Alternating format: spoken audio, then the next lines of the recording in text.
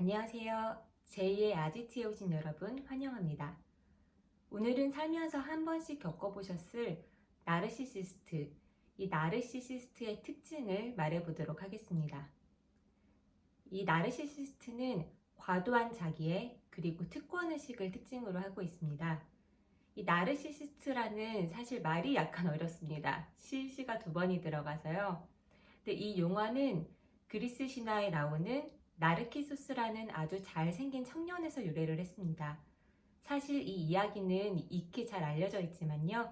이 나르시시스트를 이해하는 데 도움이 되기 때문에 간단하게 짚고 넘어가겠습니다. 나르키소스는 무척 아름답고 매력적인 청년이었지만 자존심이 세고 오만한 편이었습니다.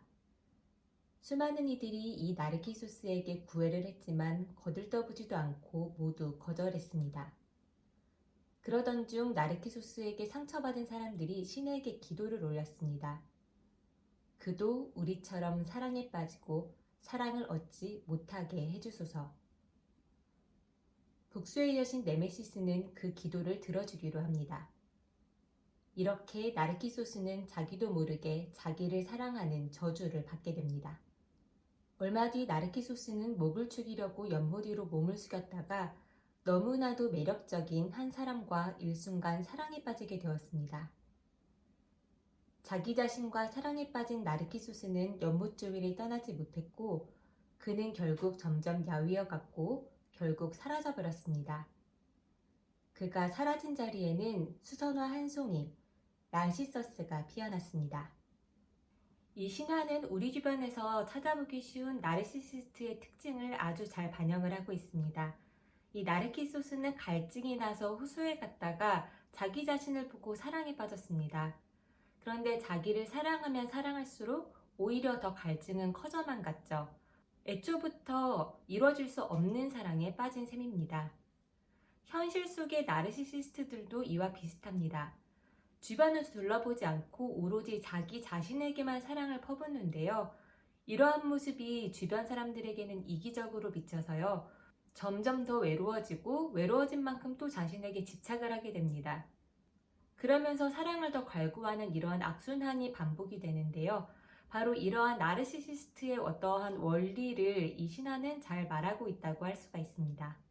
이 나르시시스트의 특성이 극단적으로 발현된 사례가 바로 자기애성 성격장애라고 할 수 있습니다. 이 자기애성 성격장애는요, 진단받는 비율이 약 1% 미만이라고 알려져 있는데요.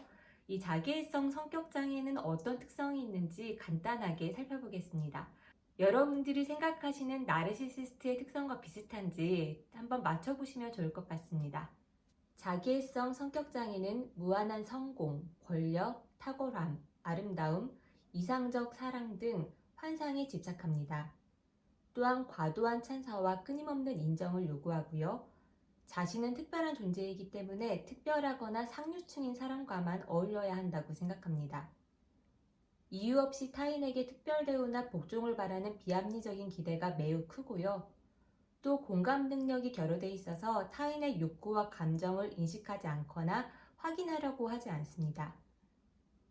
사람들이 자신을 질투한다고 믿고 자신 또한 타인을 강렬히 질투합니다.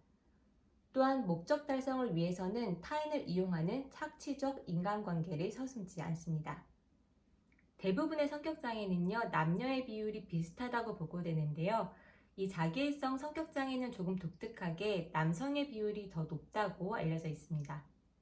이러한 자기애성 성격으로까지 진단을 받지 않더라도 우리는 주변에서 그 사람 나르시시스트야 라는 말을 자주 합니다. 아마 여기에서 나르시시스트라는 말은 그 사람 말이 잘 통하지 않고 자기밖에 몰라. 아마 이러한 의미가 포함이 되어 있을 거예요. 그래서 지금부터는 제가 지금까지 살면서 경험한 이 나르시시스트들의 특성을 한번 말씀을 드려보려고 합니다. 일단 이 나르시시스트는요, 제가 생각할 때 가장 큰 문제는 다른 사람의 말을 듣질 않습니다. 말이 통하질 않아요. 대화를 하기가 너무 어렵습니다. 자기 말만 하고요, 자기 생각에만 빠져 있습니다. 한마디로 공감 능력이 굉장히 부족한 사람들이에요. 그래서 이 사람은 주구장창 자기 말만 하기 때문에 말을 하다 보면 같이 이야기를 하는 사람이 굉장히 지칩니다. 사실 대화라는 게 같이 서로 의견을 주고받고 조율해 나가고 이러는 과정이잖아요. 근데 이런 게 되질 않습니다. 그리고 만일 이 나르시시스트적인 성향을 가진 사람과 사랑을 하면 이 사람에게는 사랑을 계속 퍼주기만 해야 됩니다. 그래서 내가 아무리 사랑이 넘치는 사람이라도요, 결국에는 지쳐버립니다. 그리고 점점 외로워져요. 그래서 결국에는 떠나가 버리는 그러한 상황이 많이 발생을 한다고 생각합니다. 그리고 이 나르시시스트는 자기 자신밖에 모르기 때문에 자기 마음대로 행동합니다. 그러니까 주변 사람들의 마음을 잘 살피지 않기 때문에요. 그냥 자기가 하고 싶은 대로 생각이 나면 그대로 행동을 해버리는 거예요. 이 주변 사람들이 곤란해지거나 이런 거를 잘 고려를 하지 못합니다. 그래서 이 나르시스트적인 사람을 특히 회사에서 만나면 굉장히 곤란하고 난감할 때가 많아요. 왜냐하면 일을 자기 마음대로 해버리거든요. 우리가 회의를 하는 이유는 같이 일을 해나가자고 조율을 하고 의견을 맞춰가는 과정이잖아요. 그러면 일을 할 때는 이 범위 내에서 해야 합니다. 그런데 이 나르시시스트는요, 하다가 자기가 좋다고 생각하는 방향이 있으면 공유를 하지 않고 그대로 진행을 해버리는 경우들이 많습니다. 물론 이 사람이 업무 능력이 좋고 또 독창적이고 창의적이어서 그게 더 바람직한 방향으로 나아갈 때도 있어요. 그런데 문제는 공유가 되지 않았다는 거예요. 이렇게 되면 같이 일하는 동료는 하지 않아도 될 일을 하거나 같이 일을 하는데 엇박자가 나게 됩니다. 그러니까 독창적일 수는 있어도 사회성은 떨어진다고 할 수가 있는 거예요. 그리고 만일 이러한 사람이 상사이면 더 문제는 곤란해집니다. 사실 이때는 저는 답은 하나라고 생각해요. 최대한 빠르게 탈출을 해야 합니다.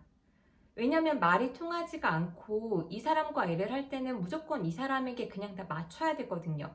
물론 상사의 스타일에 맞추는 건 맞지만 그냥 무조건 따라야 됩니다. 그러니까 나는 로봇이라고 생각을 하고 입력, 출력, 입력, 출력 이렇게 해야 한다고 생각을 해요. 그래서 만일에 이런 상황에 처해 있다면 아마 저라면 저의 사내 정치적 역량을 최대한 발휘를 해서 최대한 빠르게 다른 업무를 분배를 받거나 다른 팀으로 옮기거나 내가 진짜 능력이 된다면 이직을 할 거예요. 이것보다 조금 더 어려운 방법으로는 진짜 그냥 일이 미친 듯이 해서 승진을 하는 방법도 있는데 이거는 사실 그 사내에서 쉽지는 않잖아요. 그게 안 된다면 그냥 마음을 비워야 합니다.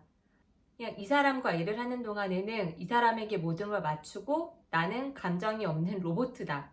그리고 이 사람과 일을 하는 동안에는 업무 성과, 그러니까 내 업무 성과는 어느 정도 그냥 포기하고 가는 편이 그것이 그나마 이 현실에서 나의 정신 건강을 보호할 수 있는 길이라고 저는 그렇게 생각을 합니다.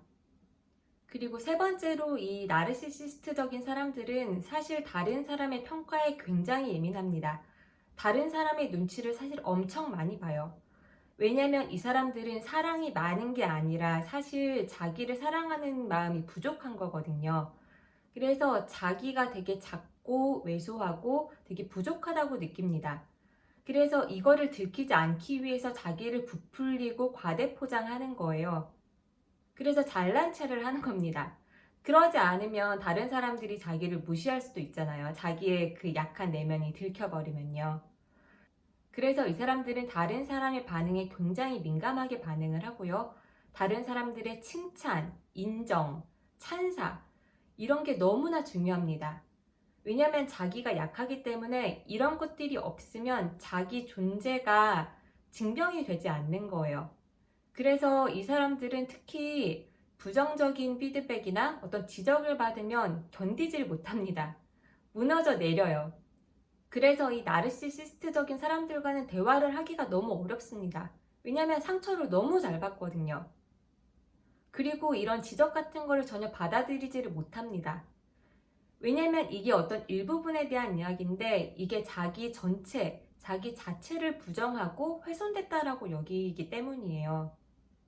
그래서 어떤 인간적인 그런 교류를 하기가 쉽지가 않습니다. 이와 연결해서 마지막으로 이 나르시시스트는 자기가 특별한 사람이라고 생각하는 경향이 아주 강합니다. 아니면 특별한 사람이 되고 싶어 해요. 사실 제가 생각할 때 진짜로 특별한 사람은 자기를 평범한 사람이라고 생각하는 경우가 많은 것 같아요. 그냥 자기도 뭐 자고 일어나고 숨쉬고 밥 먹고 잠자고 싸고 뭐 태어나서 언젠가는 죽고 늙고 자기도 열등감이 있고 다른 사람이 부럽고 뭐 이러한 인간이 살면서 겪는 감정들, 이런 보편적인 것들을 그냥 자기도 느낀다고 생각을 하니까요. 그런데 이 나르시시스트는 다른 사람과 자기가 달라야만 존재의 이유가 생기기 때문에요. 자기가 특별하지 않아도 특별하다고 믿고 살아가야 합니다. 그래야 이 보잘것없는 자기를 방어할 수가 있게 되는 거니까요. 그래서 이 사람들은 다른 사람을 깎아내려서까지라도 자기가 특별한 사람이 되고 싶어 합니다. 그래서 이 사람과 있다 보면 다른 사람 험담을 너무 많이 해요. 그냥 세상 모든 것이 싫습니다. 그러니까 예를 들어서 저희가 사춘기 때 나는 특별하고 세상의 모든 것들, 부모님부터 해서 선생님, 뭐 사회 문제들 다 하찮고 보잘것없어 보이잖아요. 그러한 마음을 계속 갖고 가는 겁니다. 그래서 잘 살펴보면 이 나르시시스트적인 사람들은 주변에 친한 사람들이 별로 없습니다. 왜냐면 언제 또 내 험담을 하게 될지도 모르는 거잖아요. 그런데 한편으로 이 자기애적 성격을 가진 사람은 초반에는 되게 매력적으로 보이기도 해요. 왜냐면 뭔가 있어 보이고 자신감에 차 보이고 또 확신이 뭔가 있어 보이거든요. 그런데 이 사람과 교류를 하면 할수록 뭔가 이상한데? 이 사람은 자기밖에 모르는데? 이 사람은 나에게 전혀 관심이 없는데?